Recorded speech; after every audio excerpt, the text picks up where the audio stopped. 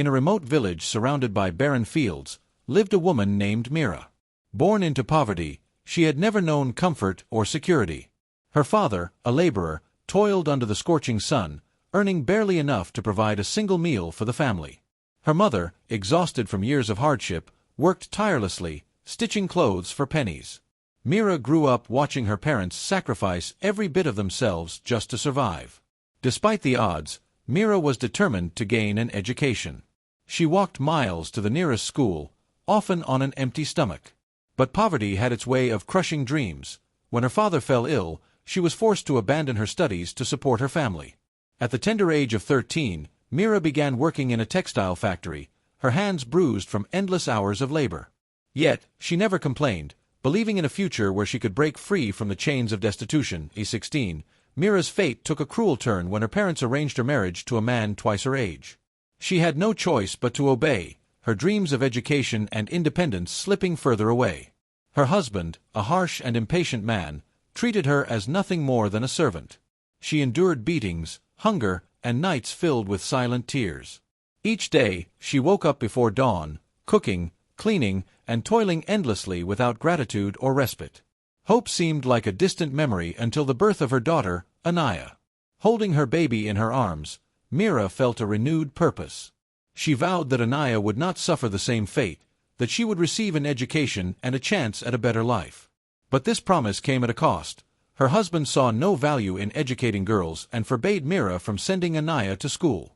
Defying him meant risking more violence, but Mira's resolve was stronger than her fear. Mira secretly taught her daughter to read and write using scraps of newspapers and borrowed books.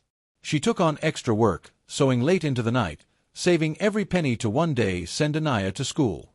Each stitch was sewn with pain, but also with hope. When her husband discovered her secret lessons, his anger was ruthless. Mira bore the bruises, but she never let them break her spirit. One day, after a particularly violent outburst, Mira decided she had endured enough. With nothing but a small bag and Anaya's hand in hers, she fled into the unknown, leaving behind a home that had only brought suffering. Homeless and penniless, she roamed the city streets, knocking on doors for work, enduring humiliation, hunger, and despair. But she never regretted her decision. Freedom, even in hardship, was far better than captivity in misery. Mira found shelter in a women's refuge, where she met others who had escaped similar fates. With their support, she learned tailoring, working tirelessly until she earned enough to rent a small room. She enrolled Anaya in school, the sight of her daughter in uniform filling her with pride. The journey was long and exhausting, but Mira was relentless. Over the years, she built a small tailoring business, one stitch at a time, one sacrifice at a time. As her business grew, Mira started employing other women who had suffered as she had, giving them a chance to stand on their own feet. The woman who had once been silenced by suffering had now become a voice of strength for others. Years later, Anaya graduated from college, the first in their family to do so. Mira, dressed in a simple sari, stood at the back of the hall, watching her daughter receive her degree. Tears streamed down her face, not of sadness, but of triumph. She had endured a life of unimaginable hardship, yet she had won. She had kept her promise. The same society that once pitted her now respected her.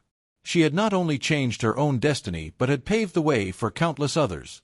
Mira's name became a symbol of courage, her story a testament to the power of quiet determination. Mira's story is a reminder that resilience is born in the darkest of places. While the world may break a woman in countless ways, it is her spirit that determines whether she stays broken. No matter how cruel fate may be, those who refuse to surrender will always find a way to rise. Tears may be shed in suffering, but they can also be shed in victory.